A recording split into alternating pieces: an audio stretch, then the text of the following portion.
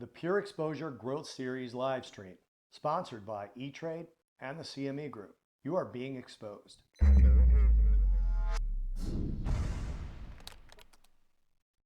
morning, everybody. I am Bob Iaccino. Welcome to the Pure Exposure Growth Series live stream. It's a pretty interesting time. I mean, things are happening that we haven't seen before. Obviously, I don't have to tell you what the novel coronavirus is. I don't have to tell you that it's been named COVID-19. I don't have to tell you that the markets are being affected, not only with a depth, but a speed that we really haven't seen, honestly, since, I don't know, 20s, 30s? When was that? I'm here joined with Scott Shellady, the cow guy. Scott's been on a couple of our shows before. Do you want look at you are so ready for this day. You have to add a little levity to the situation. And, and this is a great time to say this to everybody out there.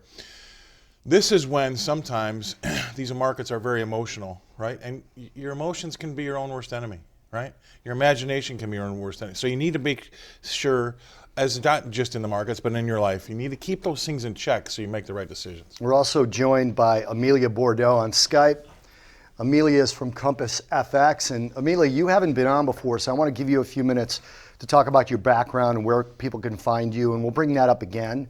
We got a pretty long segment to go through here, so go ahead and take a few minutes and tell everybody what you do, where you're from, what your background is.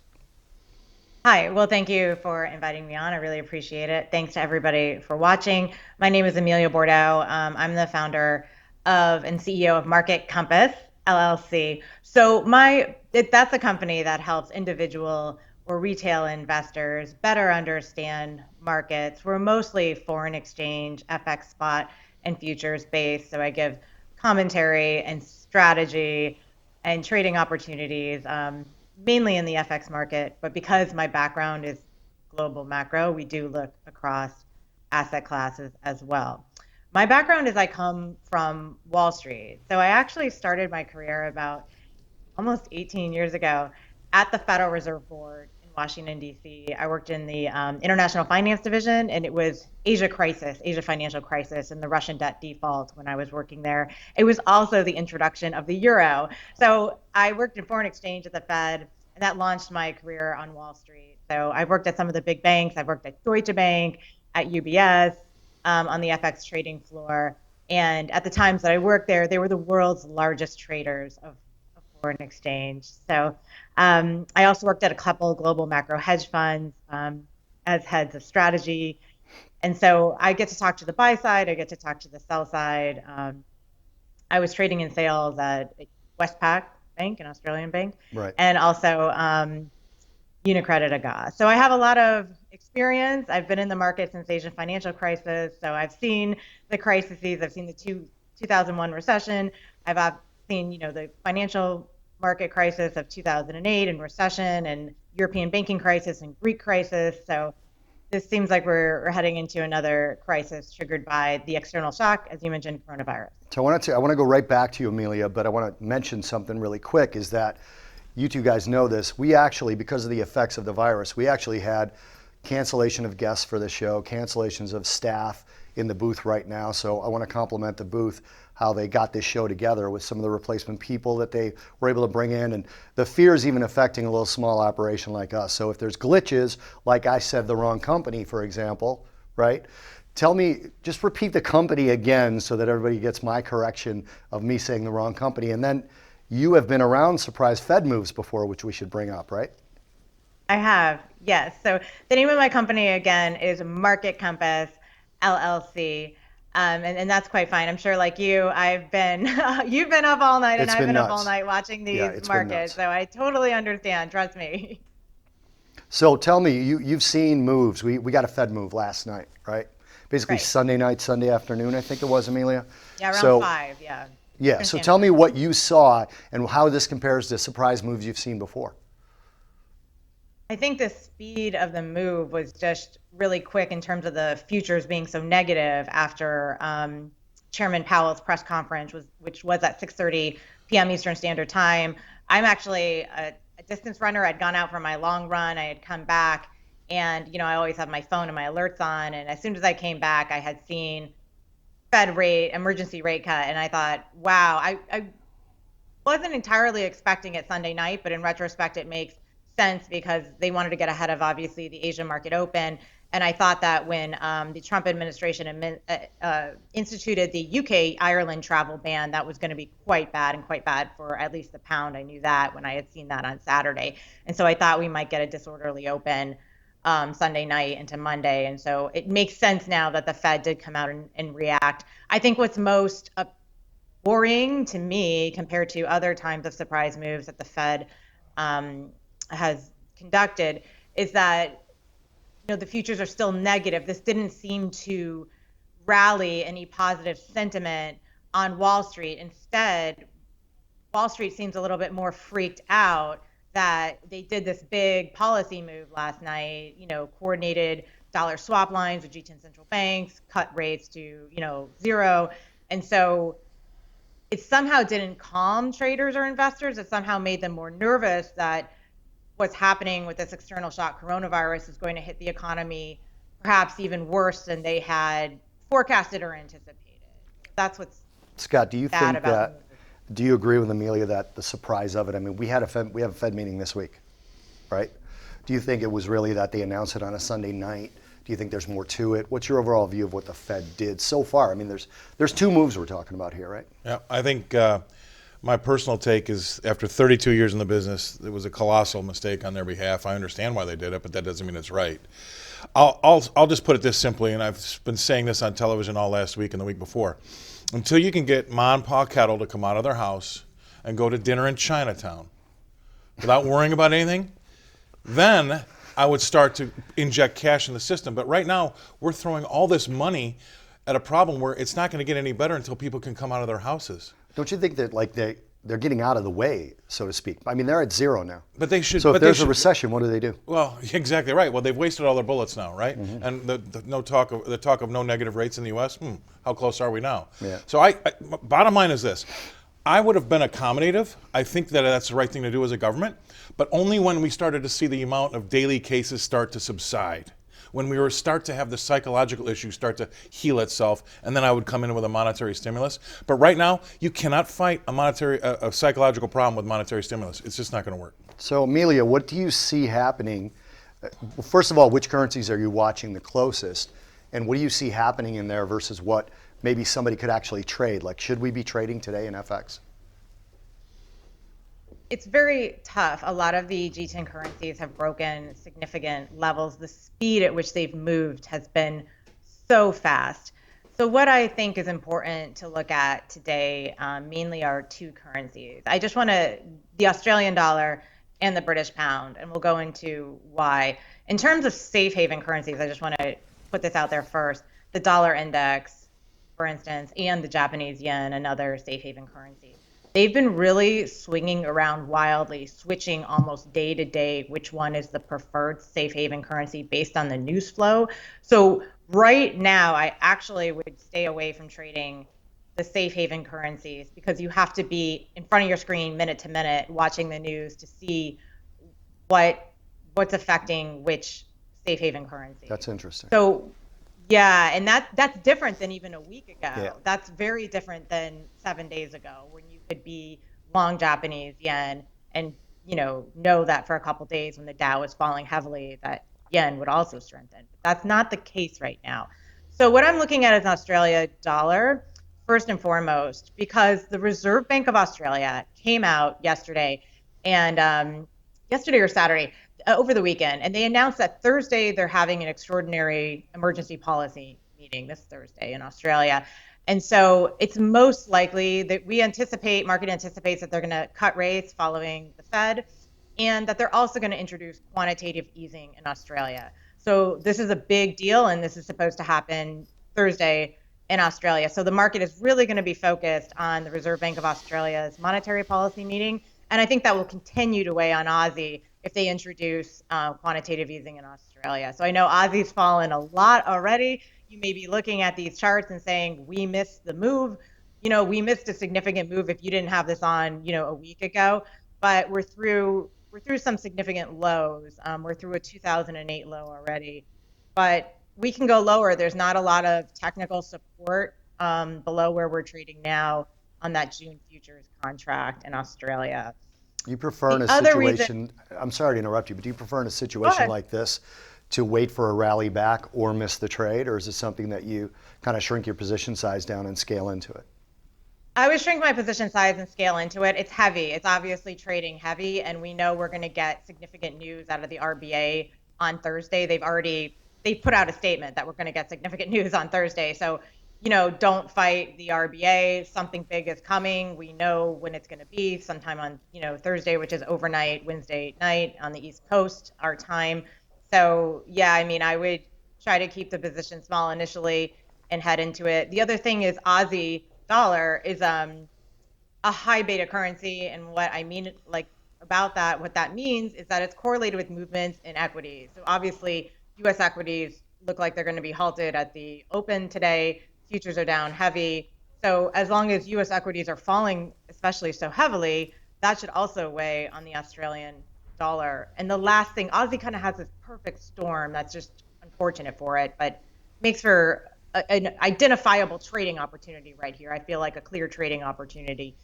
And the last one is China economic data, which has now started to come out after the peak in the Wuhan coronavirus. It's not the Wuhan coronavirus, but the peak in the shutdown of the city of Wuhan due to the coronavirus.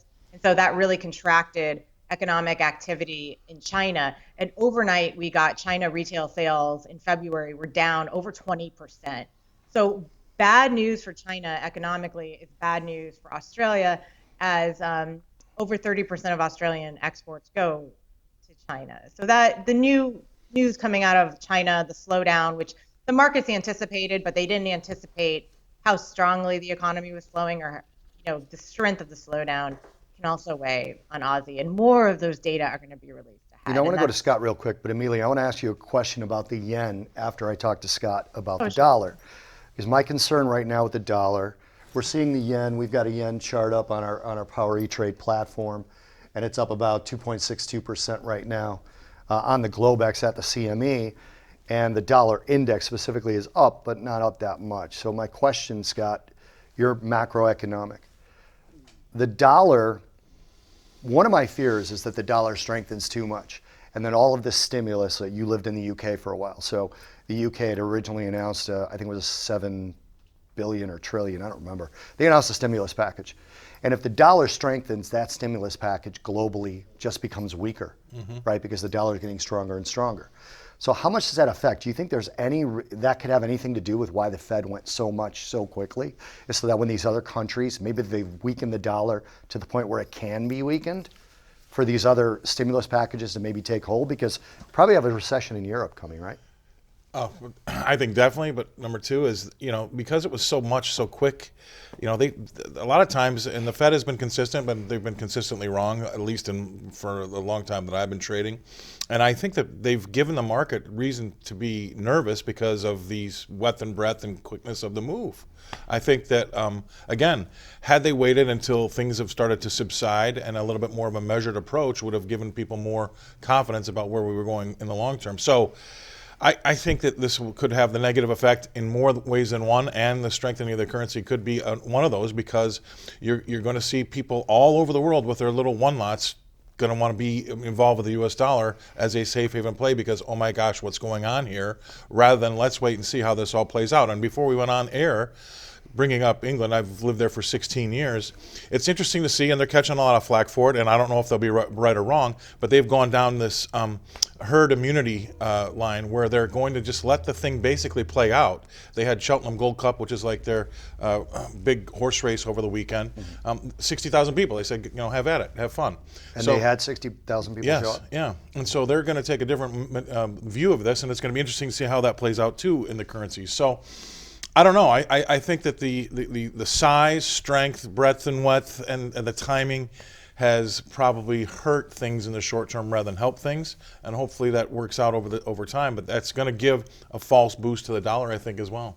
Amelia, in terms of the yen itself, again, we're seeing safe haven buying, right? In situations like this, given that the Japanese economy has overall been one of the consistently worst ones over the last, say, 25 years, terms of being able to generate growth, generate inflation. They've got a population problem. How much does that play into how much longer this can be a safe haven currency? In other words, I would think, and you could correct me if I'm thinking wrong, because this is your area. And by the way, real quick, shifting gears, the CME Group, who is, full disclosure, one of our sponsors, has some really small currency futures contracts. So in terms of shrinking position size down. But back to the question, the yen itself being a safe haven currency in an economy that is going to get weaker and weaker as the globe goes into recession, how do those two things play off of each other? Interestingly enough, I've found in my years of trading, all my years, even the last crisis, the European banking crisis, the US recession, and the Greek banking crisis, yen is a pretty consistent safe haven currency. Yen typically on the day-to-day movements of when you're sitting on the trading floor watching yen all day, 8 hours a day, till you hand the book over to Asia, yen typically does not trade off economic data of Japan. And I know that doesn't sound, I know that sounds a bit crazy, but typically on a day-to-day basis, the domestic data of Japan doesn't really affect how yen trades. Yen is almost purely, there are times of exception, a risk on, risk off currency. And so what really has been happening over the past, and I don't think that'll change in this immediate crisis. I mean, you're right, maybe that will change over the next 5 to 10 years, but in terms of trading right now or the next 6 months, I don't think that's going to change unless we get substantial dislocating economic moves out of Japan. The only thing that could impact Japan, I think, a little bit is if they announce the Tokyo Olympics are canceled, or it looks like now they're talking about moving them back. But that was going to impact GDP in a positive way for Japan over the August month, and now that may be pushed back or canceled. Hopefully they'll be pushed back for economic reasons and for the athletes. But in any way, what we've seen the past couple of weeks is, well, actually since the end of January, when we first started hearing, at least in the market, about coronavirus, it was only in China. And if you look at the World Health Organization statistics, that was like, they started reporting like January 23rd, 22nd, 23rd, 25th. And at that point, US equities were still rallying. They were more volatile, but they were still rallying. And the dollar started to strengthen massively. The dollar index was almost reached 100. It had broken multiple levels on the top side. The dollar was really strengthening. And then all of a sudden, when the virus spread outside of China, throughout Asia, into Europe, and then to the United States, US equities started having those massive down days, down 1,000 points. And that's when the dollar started weakening. So all of a sudden, the market focus went from, the problem was contained in Asia. That's where the risk was. So the dollar strengthening. And then the risk became the huge down days in US equities and the Dow, that impact on global markets. And so the US dollar started falling and the yen strengthened massively at that time as the Dow started to fall. Yeah, that's the flight to quality you're talking about. Yeah, and that's the flight to quality, but people chose the flight yen. To safety. I maintain that there's a difference in flight to safety and flight to quality. I appreciate it. So Amelia wants to sell the Aussie, and she wants to do it small and scale into it. And Scott's mad at the Fed. When we come back, we're going to have more on what's going on. Again, skeleton crew, so show must go on, I guess. We'll talk to you in a few minutes.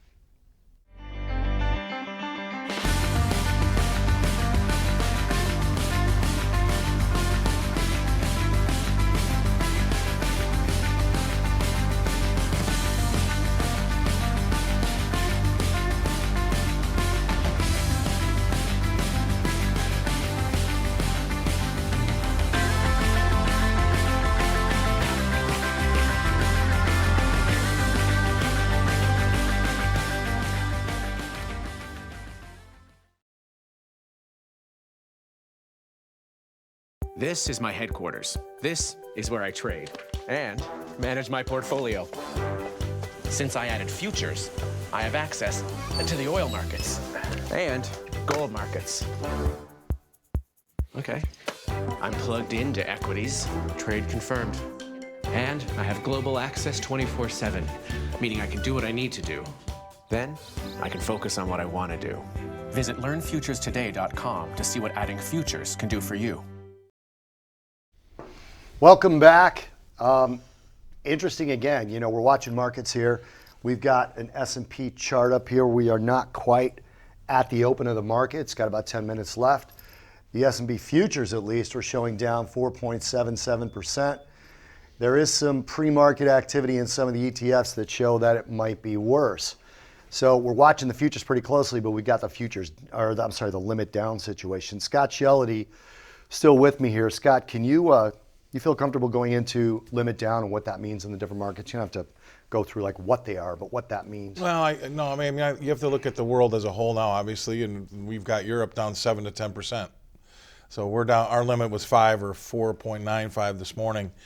You got to let these things play out. And again, I have to stress, when this market turns from being fundamental or technical to emotive or psychological, you kind of have to stand back and let what's going to happen because there's going to be some things that do happen that really shouldn't be happening, and you have to let that go. And that's just part of learning how to trade over 32 years. So I'm leery of what the market's going to do psychologically and emotionally in the short term.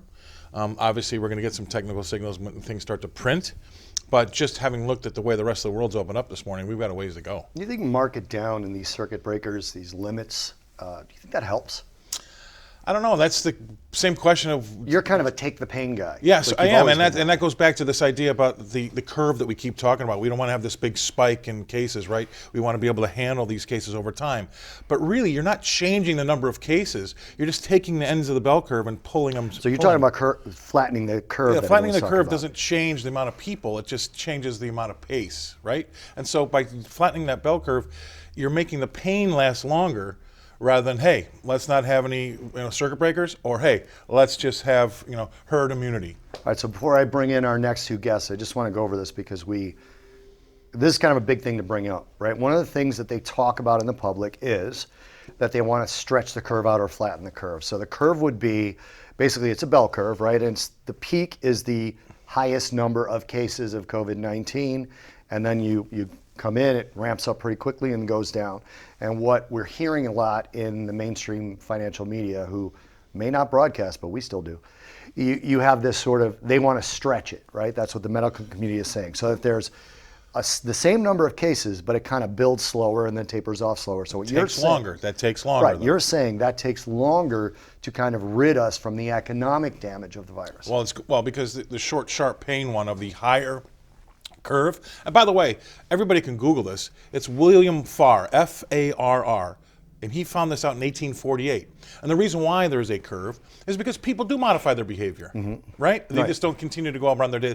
But by taking the ends of that curve and pulling them out like this and trying to make the curve not as steep, makes the amount of time you're dealing with the curve longer, okay? That's just like if your market is only open for an hour a day, you've got a lot of volatility. If you open up market up for 12 hours a day, you don't really get more volume, just get less volatility. It's the same principle. So if you can Google that and take a look at it, it will help you understand where the government's going with it. But I think the economic impact of flattening that curve is much greater than the herd immunity that other countries might be doing. So something that's really interesting, we've had two bear markets in the last, 20 years. So we had one in 2000, 2002. I believe the official start was 2002. And that particular bear market, from the time we entered bear market territory, so that means 20% down from a recent high. From the time we entered that, the round trip back up to that price, right, was 20 months. So that's from bear market territory to the low and then back up, right? We're still, what are we looking at here? We've got an S&P mini chart on here. So if we can get a little bit longer term one, we don't have to go back to 20 years, but just something longer term on the screen.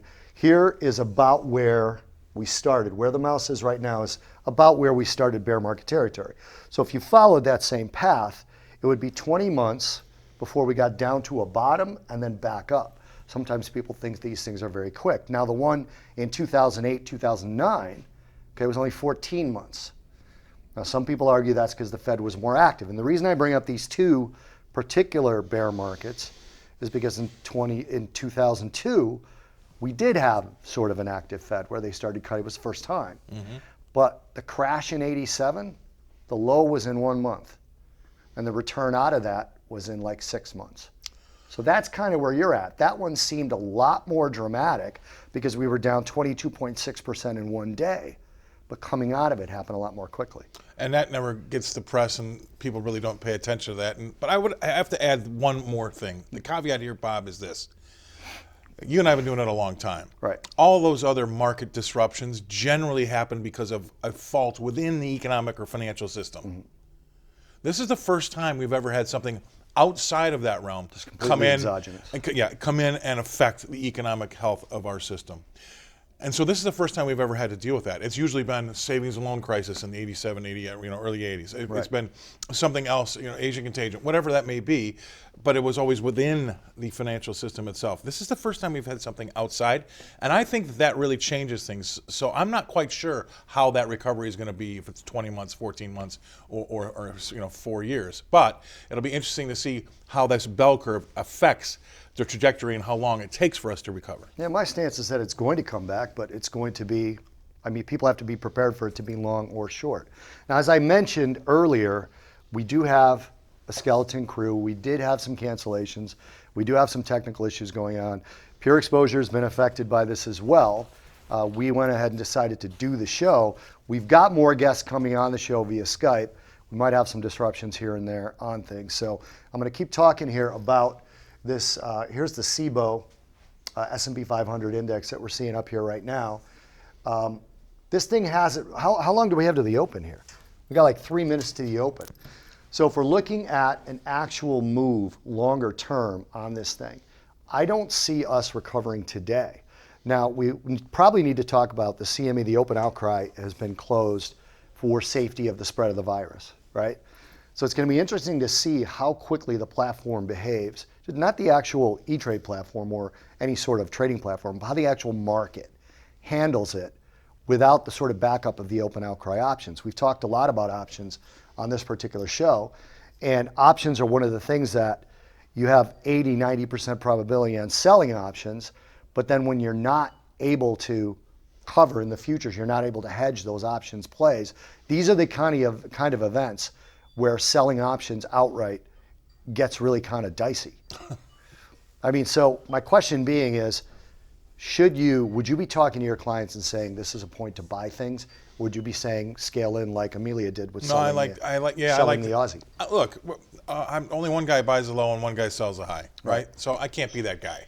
So I'll slowly but surely be moving into a position over the next 4 weeks, right? I wouldn't spend all my money today, but if you had a grandma that dies and gives you $1 million in the inheritance, would you run out and buy it all today? No. But would you start buying some today? Yes. And I think that's a prudent, because look, the old saying, if you bought every high since 1929, you'd be a very, very wealthy person. So I think that's fine. And as long as our population's expanding, that's another good key too. So I want to compliment E-Trade here because they are here working the platform in the background here. I'd love to look at a crude oil chart. I'm going to pull one up right here because I think it's one of the interesting conversation points would be crude oil. If you're looking at crude oil and what's happened over the last few days, I should say last few weeks, crude oil is essentially on an extended down move, right? And it didn't start with COVID, right? It didn't. It started essentially with the weakened demand that we saw from the trade war. And now this is something that I'm super interested in talking about because the trade war itself was supposed to bring about this excess growth. So something I've been talking about is the fall we saw in the S&P was not following what was happening in commodities. Commodities were falling already. And yields on treasuries were falling already as well. And one of the things that I said on TV, and I actually think I heard you say the same thing, one of the things I said on TV was that if commodities are falling and yields are falling and equities are making new highs, something's wrong. Yep. Now, there's no way we could have predicted it was a virus that was going to cause this, right? But something's dramatically wrong. So if we look at a crude oil chart, you're going to see here we've got the fall in the S&P. It's on the screen now. But if we pull up a crude oil chart, Robert, if we could, you're going to see that the fall in crude oil started a long time before. Now, the interesting part to me was in crude oil, 24/7 access. You had all this expected growth from phase one of the China deal, from all the positive talk of a UK-US deal, right? Europe essentially would have to cave and make some sort of a trade deal if the China deal was getting done. USMCA. By the way, USMCA got ratified by Canada just before they shut Parliament down, right? So all of these trade deals are going, they're completely out of the news now. Looking at crude oil, Goldman Sachs today said in the short term, they expect teens in WTI, right? But the contango is going to be back to the curve. So from my perspective, if the curve stays elevated and crude oil goes down into the teens, there's a mini crude oil contract. There's options on crude oil. To me, it says you should be looking at crude oil as something that you should buy down the road. Well, I mean, as my father, who'd been in the business for a lot longer than I ever was, would say, you buy crude oil at 18, all you're risking is 18. Right? I mean, So at some point in time, the No, that's propensity to interesting. trade lower, it gets less and less and less as you get closer to zero, right? Right. And I feel that way even about crude oil now. I mean, I'm sure it can go down another 10, 15, 12 bucks, but it's not like we're trading at 95 and you're going to see this thing wash out to 70. Right? So that's the big difference. Now, those are all these percentage things that people talk about, but sometimes you just have to put it in dollar terms to give yourself some comfort and some common sense, right? That's actually brilliant. I hadn't thought of that. If crude oil is at $18, if you do one big contract, your maximum loss is $18,000. Right. Maximum. Right. If you do one mini, it's what, $9,000. And so if you go back up to say 85, 90 bucks a barrel and you buy one, who knows? I mean, you Right. could get washed out and that could really, really hurt. So Right. I get more comfortable down at these levels because you know where your stop is. Yeah. And God's going to put it in there for you. There's a crude oil analyst at JP Morgan, I don't remember his name right now, but he basically talked about the front month going down into the teens, but then contango, which for those of you that don't know, contango is when the back months are higher priced than the front months, right? So that can actually be dramatically widened out by the kind of situation we're seeing now. Yeah, we see that happen to meats every now and often and stuff. So you're not getting the great deal you think you might be getting. And also there is a little bit of skepticism on the street when you get these types of calls. Maybe Goldman Sachs is short and they need you to puke and sell down there to let them cover. Right. It's interesting looking at some of the crude oil calls, right? Like, it's interesting to me that the skew has been to the put side for so long. I wonder if the skew is switching toward the calls yet. If you look at some of the longer dated options, for example, you're seeing on the Power E-Trade platform right now, options that go out all the way out toward November. You look at some of the March, maybe even some of the April calls. You look at these things from a perspective of what's going on, the implied volatility, right? It's through the roof on the call side, too. I looked at it because it was, we've got some customers that are active. But just think about that, Bob. We get down to 18 bucks or $20. The $10 puts versus the $30 call. What do you think this skew is going to be? I mean, so there's going to be some common sense that's going to have to eke into your trading when you get down there to think, all right, I mean, the propensity of $10 cannot be anywhere near the propensity of $30. Right. And that skew's got to dramatically shift, or at least you'll start to see some sort of movement that way. Right. It's interesting because from the active trading side of things, like, we're clearly active investors and active traders, right? And I want people to understand that that's not a negative term. Like, I never use the term day trader, ever. I always say active investor or active trader, simply because I don't like to pigeonhole people in titles. I had somebody say to me the other day, are you a day trader, are you a swing trader, or are you a position trader? I said, yes, right? Because if I put on a position trade and I have a target in that position trade, and this is something I like to talk about a lot, if I have a target in that trade, honestly, I could care less if it gets to my target in 1 day, in 6 days, honestly in 6 weeks, because I've got a certain amount of risk allocated to that position. And that again goes back to what you were saying about crude oil if it goes down in the teens. So right now we have crude oil somewhere around between $29, $26. $29, yeah, $29. Around $29. So if we've got it, that's the price, right? $28.49. There you go. All right, so if we've got it at $28.49, it's $28,000 of risk on one contract, right? Yeah. Or again, going back to the mini, it's $14,000. So you could actually actively trade that. Yeah. Right? I mean, it's something you can actively trade on a mini contract. And we've got a gap in the crude oil contract, right? Somebody hit me up on Twitter the other day and said, don't gaps have to fill? Nope. No, they do not have to fill. But in the case of something like crude oil, unless crude oil goes away, I mean, a gap doesn't have to fill. We all know the Lehman Brothers gap didn't fill, right? Lehman Brothers went to zero. We all know the Bear Stearns gap didn't fill. Right. That went to zero, right? So from a technical analysis perspective, and we're going to have Mike Arnold on a little bit. He's sort of my technical analysis at Path Trading Partners. The guru. The guru. I hate that word. But from a perspective of Mike, have you been looking at crude oil lately? Mike Arnold from Path Trading Partners was able to join us. And again, affected by COVID, technical problems, shortened staff, but you're still here. Well, I am still here, still watching crude oil right now. So crude oil, you're not a catch a falling knife guy. What that means is you're not going to buy something that's dropping dramatically just because it might have value. What are you looking for specifically in crude oil to happen? And that's not a prediction of what's going to happen, but what would you need to get involved? Right now, we don't have any technical buy patterns. There's an incredibly sloppy still potential double bottom. That even if we can break the recent lows below 27.32, we still have a potential sloppy double bottom, and we have a potential divergence buy pattern that are setting up longer term. They're just probably not going to trigger today unless we have some major upside price action, which I'm not expecting at this moment. Okay.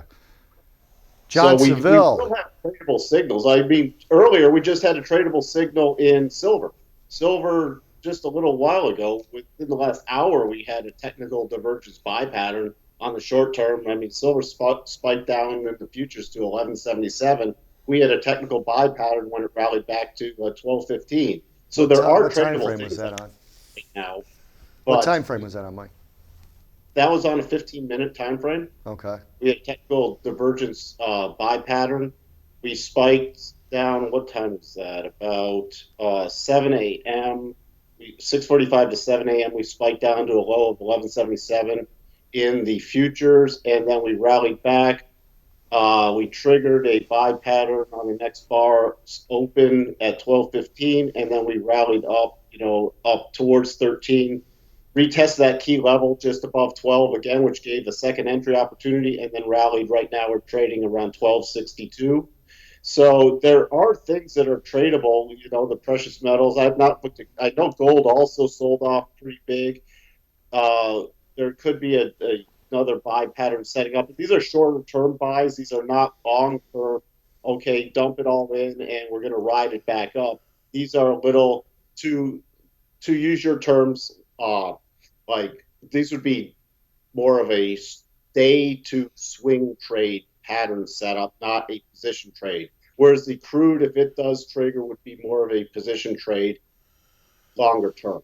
That's for people who use those. I want to welcome John Seville into the show, who's talking to us from Brisbane. And if we lose John, I want to make sure I get him in here because, again, I guess viruses in computer wires too now and stuff. And so COVID-19 is screwing up Skype. But John Seville, who is from Acorn Wealth Management. John, we've never had you on before, so I want to give you a minute to kind of explain who you are, what you do, where people can find you, and talk to us about how you got involved in the business and where you're at now. Thank you, Bob. Look, I got started in the market back in 2003 on the software development side, and I began working with a company in Brisbane that was designing technical analysis backtesting software. And that was really where I fell in love with the idea of stocks having personalities and the idea of things kind of moving in their own personality traits. And a few years later, that's when we started Acorn Wealth, which was focused on designing these types of algorithms. And we've been doing that for the last 13 years. And the primary focus of what Acorn Wealth does is we teach retail traders some of the patterns and algorithms that we've developed and trade with our own corporate funds, with the focus being primarily technical, with the belief that 95% possibly of the volume each day is coming from high-frequency trading and algorithms. So rather than relying on indicators, we're very much focused on price action and patterns, and then we reinforce those technically driven ideas by looking for the backstop of a lot of insider buying and selling, whether it's institutional or the CEOs and CFOs themselves. We find that marriage of strong technicals along with heavy insider buying and selling, that's where we get those purposeful ideas that we trade and also send to our students. The more we talk to traders that are successful and that are have been around for a long time, the more we hear about price action over anything else. And Scott, I maintain that price action is the steering wheel, and then economic news actually happening is the gas, and hopefully the price action gets you pointed in the right direction. How much does that come into what you do in terms of talking to your clients? Does it come into it at all? You're a macro guy. So. Yeah, well, I agree with you. Price action is probably the most important, and you can get a feeling. We almost call it like 3D, trying to look at something and get a story built around it, and then you use the economic news and indicators are almost like the seasoning, right? And I think that's we talk about that all the time, and unfortunately or fortunately, it doesn't matter. But a lot of that that trade personality. Although is macro computer driven at times, it's also really psychologically driven too. So you have to kind of, it's taken me a long time to learn it, but you have to learn that when we kind of divorce ourselves from the fundamentals and technicals, and you watch that price action, a lot of that is psychological and/or these algos that are keying off of certain words or events, and you have to learn how to watch that bake, right? And it's almost like being a chef, and you have to sometimes take a step back, or the cake's going to collapse. And I think that it's taken me a long time to do that, because I think right now we're in the middle of something very, very psychological, right? And so I don't want to go in there with my normal tools. I have to sit back and wait to see how this cake's going to bake here for a second, and sometimes patience is a better part of valor.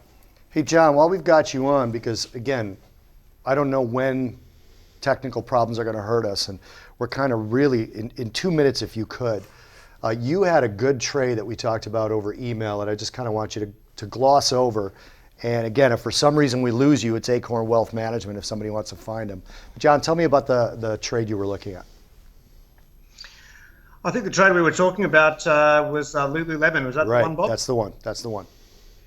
Yeah, look, I mean, at the moment, my primary focus in trying to find good shortable stocks is firstly finding ones that haven't fallen too far from their 2020 highs.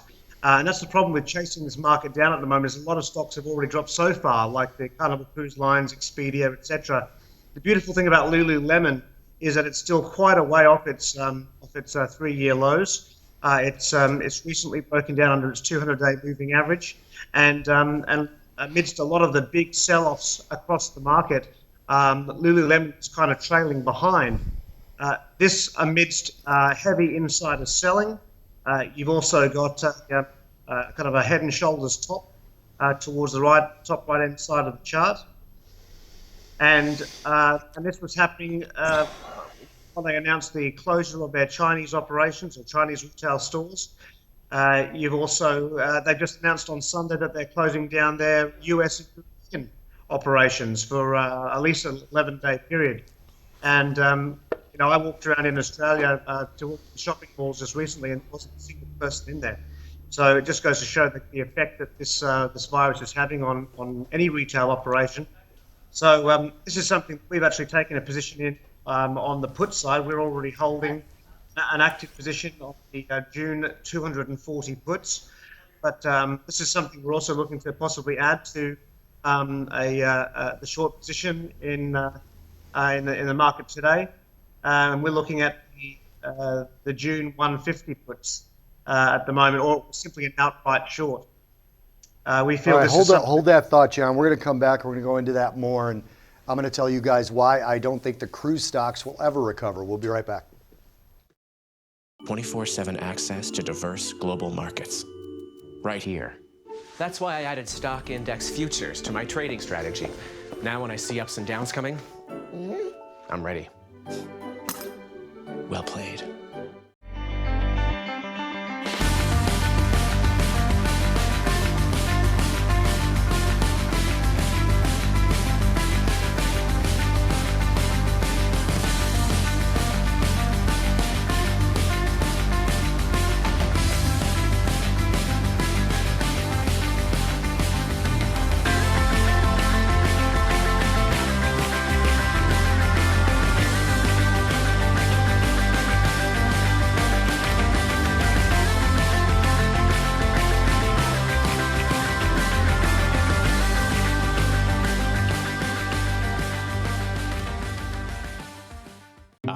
Futures to my trading strategy. Now, I have 24/7 access to diverse global markets, including crude oil. Like I always say, leave no opportunity untapped. I'll just sign that. Yeah, got it. Sorry, I was looking at the screen because we are open. The market is open. We're down 11% right now as I'm looking at it in the S&P. John, I just want you to finish that trade real quick because I think we do a disservice if we don't let you get the closing trade in. And then I want to welcome in Carley Garner as well. But John, let me go ahead and let you finish that trade and with the Lululemon and the option side. Sure. So as I was mentioning, we're already holding the June 240 puts, but we're also looking at possibly adding to that position today on the June 150 puts. But we hold this as a short to medium term hold on the short side, and we're looking at a target here of around 123.23 as our profit taking target in that trade. John, where can people find you if they need to find you? They can check us out at www.smartmoneytrading.com. Great. John, thank you for being here. And sorry we had to cut you off, but again, short-staffed, COVID. I want to get to Carley Garner from DeCarley Trading, one of the founding partners, really good friend of mine, actually. We've done a bunch of events together. And Carley, if you have to jump out of the chair and run, I understand. Carley still has live clients that she's dealing with on a minute-to-minute basis. It's nice to have clients. Yes, it's nice to have clients. So, Carley, say hi to Scott, say hi to people watching, and tell us what you do. Hey, Scott. Good morning. Hi, everybody. So tell us what you do and what DeCarley Trading actually is. So we're basically a boutique futures and options brokerage firm. We don't deal in stocks or bonds or anything, commodities only. So futures and options on futures. It's been a really rough week, to be honest. It's been brutal, regardless of strategy, whether it's short options, option spreads, futures. People are having a hard time. Everybody wants volatility. Everyone talks about volatility is where everyone makes the money, but the reality is there's too much of a good thing going on at this point, in my opinion, and so it's really been rough on the brokerage industry and retail traders. From your perspective, Carley, do you see any of this as being a place where you can put blame? Like, do you look at what the Fed did as exacerbating this, or is this just an exogenous shock and it is what it is? I mean, to be honest, the market, I feel like the stock market in general, ignoring all other things, was probably overvalued to begin with. We'd been talking about that for a long time, so I'm not shocked that we're getting a correction. I think the Fed probably did induce a little bit of panic and sped everything up and maybe exacerbated everything. So I don't want to blame anyone. It is what it is. I think in hindsight, maybe we can say that, but in real time, who knew it would have unfolded this way? I don't think anyone could have predicted this. So do you see any opportunities here? And I know you can't talk about specific trades, but do you see anywhere where there's opportunity where things maybe might be basing, or where you might see rotations up where shorts make sense again? Or I think that there are probably quite a few opportunities here for those that are well funded and have a good knowledge of hedging. So for example, I'm looking at the grains. The grains are a market that everyone's kind of just forgotten about and ignored, but the reality is, while everything else is tanking, the grains are slowly dribbling down to areas that are probably are attractive on a fundamental basis. Also, we're going into planting season, and you know how the grains are. It's always too wet, too cold, too something. So there's a good chance that something will happen. In addition, we're seeing the dollar sell off pretty sharply today, and I think that's going to continue given the recent rate cuts in the U.S. We no longer have the interest rate differential we used to have, and so there's really no reason for money to flow into the dollar like it used to. If the dollar sells off into the 80s, which is kind of what I'm expecting, I think that alone will put a boost on commodity prices, especially the grains and crude oil. So I think it's, I'm not saying go all in or get aggressive, make sure you're well hedged, your risk is limited, but it might be a place to start looking at the upside in some of the grains. Scott, what do you think about grains right now, sort of in particular? I think she's absolutely right. I mean, seasonality-wise, it's just getting to that point where we've talked about crude oil. You're going to have an issue in the field at some point in time. We'll get a Mother Nature problem, or we'll get something similar. And seasonally, this is a bad time. You want to really get loaded up short in the grain markets. We have a family farm, right? Over the last 50 years that we've had it, I would say that I'd be careful about getting short new crop anything. especially over the reasons why we're down so low anyway. It wasn't like something happened in the grain markets and we deserve to be this low. Sometimes we just get caught up in the crossfire, and I think that's a large part of the selling. Sometimes Wall Street can't sell enough, so they sell cattle, hogs, and corn and beans too. And that's a large part. I also think that you've got some money flows here affecting those prices as well. Carley, has Exactly. any of your technical analysis been blown out, so to speak? I mean, we're Sure. technicians too, but you're one of the best ones I've ever seen. So from a perspective of Um, what you look at, we used to tell people in times like this, we have to reassess now. Is this something that's playing into things you've been looking for, or are you reassessing as well? So the time we aren't necessarily. I'm not necessarily shocked at some of the prices we're seeing, because if you would have pulled up a monthly chart a week, well, let's just say a month ago, you probably might have been able to point out a lot of these levels. Like we were talking about 2,500 in the S&P. Obviously, it's gone lower, and that's what happens in these kinds of emotional moves. Markets get volatile and they get messy, to be honest. So 100 points in the S&P doesn't mean the same as it did 2 months ago. It's just a whole different environment. In crude oil, we were definitely caught off guard on the crude oil thing. Ironically, I'd pointed out 26 as a possibility, but we had kind of ruled that out as a very low probability. And if it did happen, it would take some time to get there. And of course, it happened all at once. And so that was a bit of a mess. So the charts aren't necessarily not working or broken. They're just, everything is just unfolding so fast. It's unprecedented, and so it's hard for traders to keep up. And Yeah, we were kind of fortunate. We got short crude oil before the big move happened, but our target was 46. So it just kind of blew through all of that, and that's one of those times we were fortunate to be the right way. It's when puts become calls. It was really, really tough, because in crude oil there was like support levels. We had like 42 pinpointed, and then the next one was 26, and it basically got to 42 on Friday, and there really was no opportunity to even see if that support level was going to hold. By Sunday night open, it was already blown through. So it's been really tough for anybody that any tiny mistake in trading has been exploited, and so it's a challenge. So we're active traders here, right? That's the kind of thing we look at. And trading from an active perspective, these types of moves, you either are staying away from them or you're taking advantage of just the blown out volatility. I mean, obviously, Scott, we all think this is a volatility move that's going to be somewhat reversed at some point. I asked you this before, but I'm going to ask you again. Seeing the sell-off we're seeing right now, crude oil again is down 8.25% right now, trading $29 in the WTI contract. Are we there yet? Are we at a volatility bottom? Probably. Well, we're getting close. I mean, like I said in the earlier segment, and there's only so much lower you can go. You have to kind of keep that in mind here when you take a step back and let your common sense take over.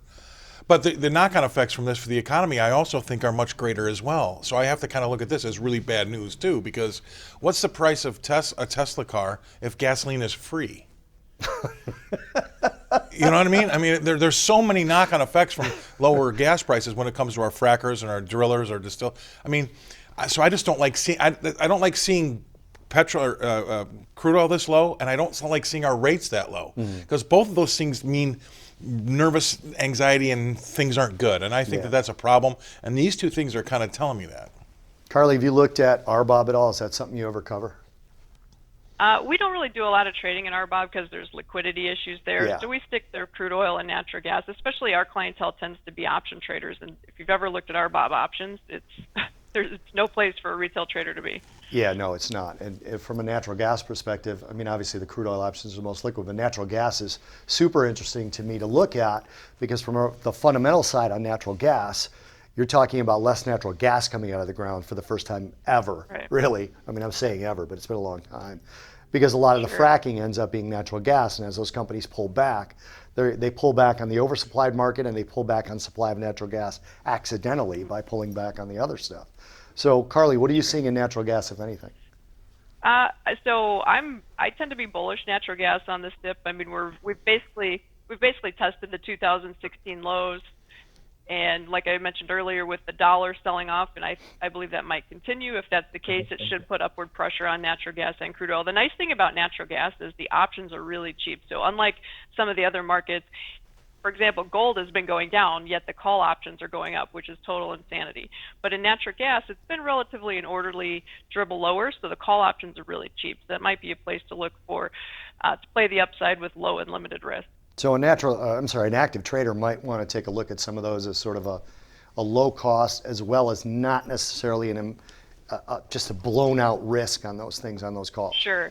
Yeah, a flyer or some sort of. I like a flyer. $200, $300, $400. That way nothing can get out of hand on you. But if it does happen to work, it could be pretty nice.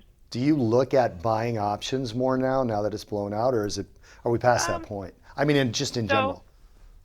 Most of the markets, the options are super expensive. So honestly, buying options at this point, I think, is just a really, really tough game. Of course, I thought that a few days ago, and they just keep blowing out. So take it for what it's worth. I think I will definitely be rethinking some of our option strategies. I mean, we've been, for the last couple of years, we've been pretty adamant about making sure if you're selling options, have catastrophic insurance in place. And this has just been a perfect example of why you should never have open-ended risk with options, because it can get pretty nasty. Not only are you dealing with big volatility in the underlying futures markets that you have to catch up with, but the options themselves dry up with liquidity, the bid-ask spreads get wide, and it gets really tough to liquidate. So a question for both of you, and I'll start with Scott. You both have commodity experience, a ton of it. I mean, between the two of you, whatever, there's a lot. So seasonality, obviously, if you look at commodities, seasonality is a thing.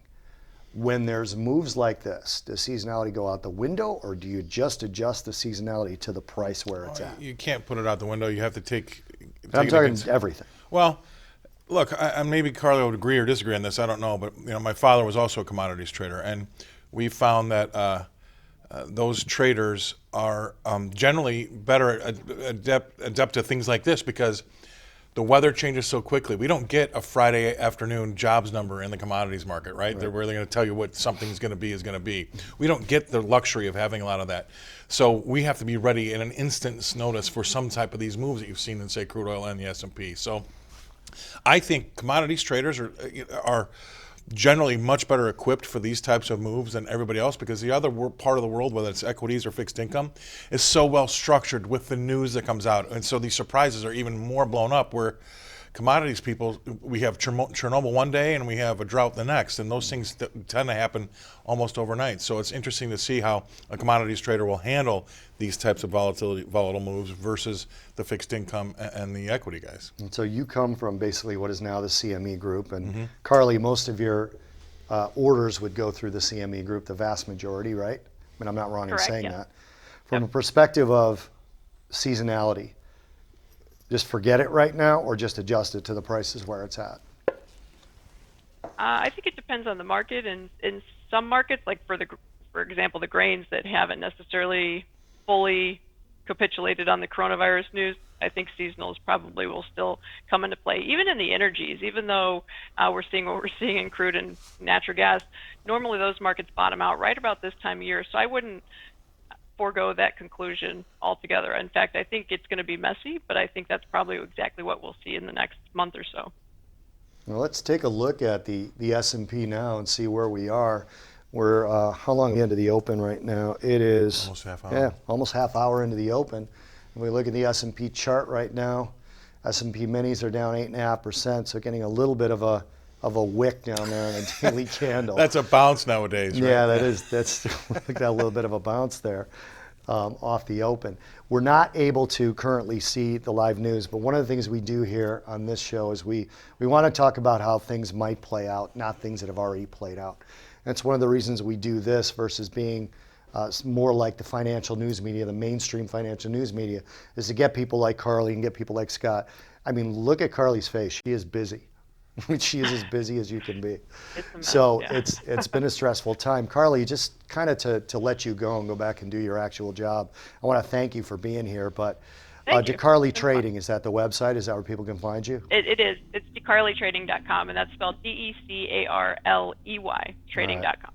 And you're thinking the grains is the best place to look for opportunity right now? I think so, because the options are cheap and they're acting a little more reasonably than some of the other markets. I agree. Yeah, another thing, natural gas options are looking cheap as well. So, Carley, I want to let you go because it is really busy for you, and I really appreciate you being here. It's more than I could have asked for given the conditions. So thank you for being here. Thank you. You're welcome. Scott, last word here. When we look at this kind of an environment, right, where things are being dictated to us as to how to act on a day-to-day basis, right? It's essentially like this. Again, I'm leaning a little bit toward what I know is your conservative side, but is this too much of a nanny state? Is it too much of an effect on the economy? I guess is all I'm asking. Yeah, I think so. From an economic perspective. From an economic perspective, I think, and it's really since 2008 when we started to really rely on the Fed. And the Fed was spoon feeding us, right? They were chewing our food for us, and to some extent they still are. And on Sunday night, they chewed our entire Sunday meal for us. And I'm not a fan of that. I think that sometimes the short, sharp pain is usually the best. And once if you play football or you play sport, that's one thing I like about athletics is it's wrong for 10 seconds and you got to go back and do it all over again, right? You're not going to linger on something. And the longer that we've had the Fed in our back pocket, I think we've screwed up asset prices. Maybe we're seeing a lot of that recorrection now, but it hasn't generally been a good thing. It hasn't led to some good things. I know that they're there to help steady the hands, but they're also creating an environment where we're relying upon them too much, and I think that's a big problem. And until we get them out of our system, and you've heard about the other guys out there that call it this normalization, right? And that's getting the Fed out of the picture. I don't know if that's going to happen anytime soon anymore because we're in the situation that we're in now. So I still say you have to let the psychology work its way through before you really start bringing your bat out and taking, doing a lot of big trades, because psychology and emotion are very, very dangerous to get involved with until we start to see fundamentals and technicals take over.